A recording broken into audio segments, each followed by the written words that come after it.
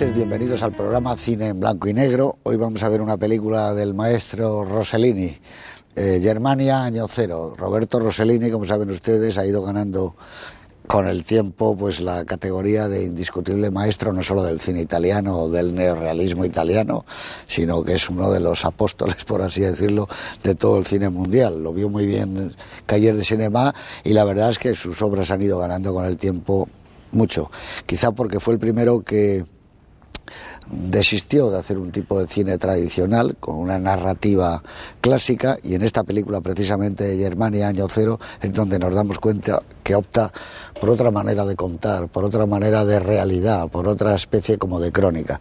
Había una película de Bertolucci que ustedes habrán visto que se llamaba Prima de la Revoluzione, y allí había un personaje que decía, y estamos hablando hace ya de esto casi 40 años, desengáñate Fabricio, no se puede vivir sin Rossellini.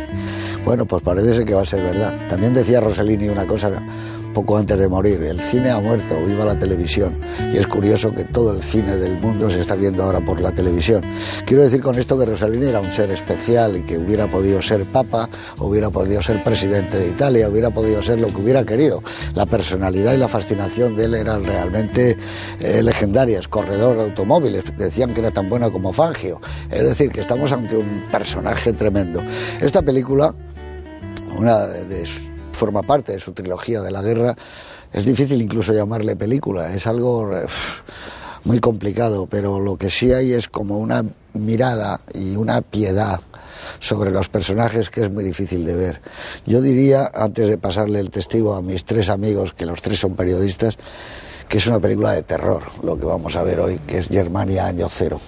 Señor Gistau, muy buenas noches. ¿Qué tal? Buenas noches. Pues nada, dinos en un momentito algo para ver esta película, porque luego yo creo que en el coloquio es donde vamos a hablar bastante intensamente de este experimento, por así decirlo, de Rossellini. Tienes razón, la película no es precisamente un canto a la vida y al optimismo, y además cuando hablabas de nos atribuyes la condición de periodistas, y también es cierto que más que una película parece un documental.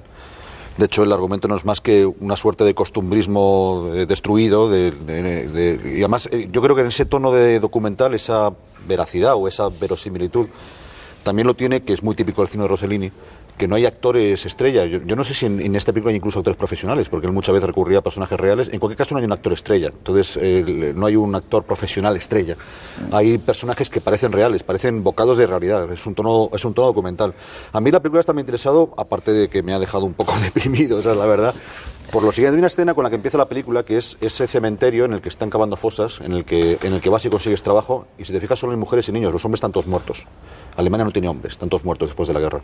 Y a mí me parece que es muy valiente por parte de Rossellini, recién terminada la guerra, y cuando Alemania es culpable todavía, el enfocar por primera vez la perspectiva del pueblo alemán como víctima más o menos justa. Hay una frase que hace el padre del protagonista, en que habla algo así como que cuando triunfábamos nadie reprochaba nada a Hitler, pero ahora hemos perdido y con él hemos caído todos y somos un pueblo roto, destruido.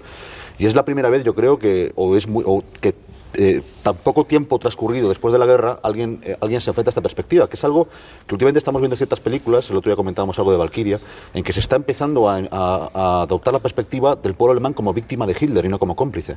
Algo que, por cierto, que nosotros no hemos sido capaces todavía. Nosotros seguimos con nuestros relatos de la guerra civil, siguen representando un bando como robots malvados por definición y el otro como víctimas por definición, mientras que tú fíjate que ya hay un cine que está empezando a plantear la idea de la humanización del pueblo alemán y la humanización incluso del régimen nazi en algunos de sus aspectos, como en El último búnker. Pero esta película lo hace como 50 años antes que cualquier otra. Y en ese sentido me interesó. Luego ya, claro, que te deje la sensación de que muy neorrealista, de que no hay esperanza, de que no hay posibilidad de alterar un destino roto, pues no es precisamente una invitación a la vida, como decía antes.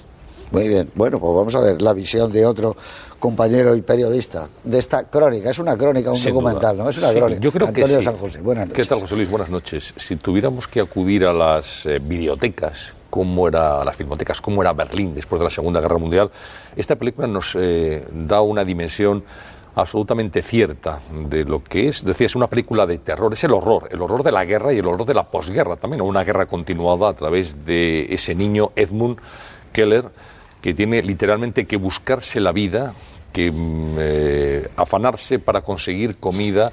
Es una película muy despiadada, esta Alemania año cero, porque no da ni siquiera un atisbo a la esperanza. Es el horror en estado químicamente puro, la desolación, la miseria, el hambre, una realidad que ocurría en Berlín en el año 1947. Está rodada esta película. Claro, ver el escenario. Hay dos protagonistas, desde mi punto de vista. El niño, este personaje, Edmund Keller, y luego Berlín. Berlín destruido, Berlín en llamas, los edificios, lo que quedó después de la guerra.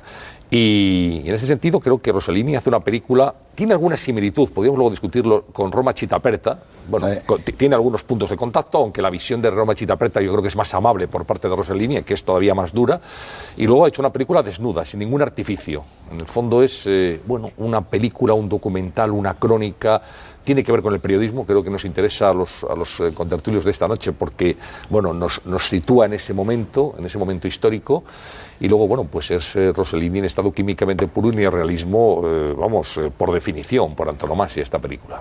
Y además de una valentía asombrosa, porque un hombre que ha hecho Roma ciudad abierta podía haberse planteado otra cosa, y él dijo, no, pues yo quiero ir a Berlín, coger a la gente, mirar y claro, no solo es la ciudad, lo terrible es cuando une la ciudad y el niño, que van unidos de la mano esos dos paisajes terribles. Y además es una película donde el índice de la moral y la ética tienen tanta fuerza como lo que está recogiendo la cámara, que siempre es verdad.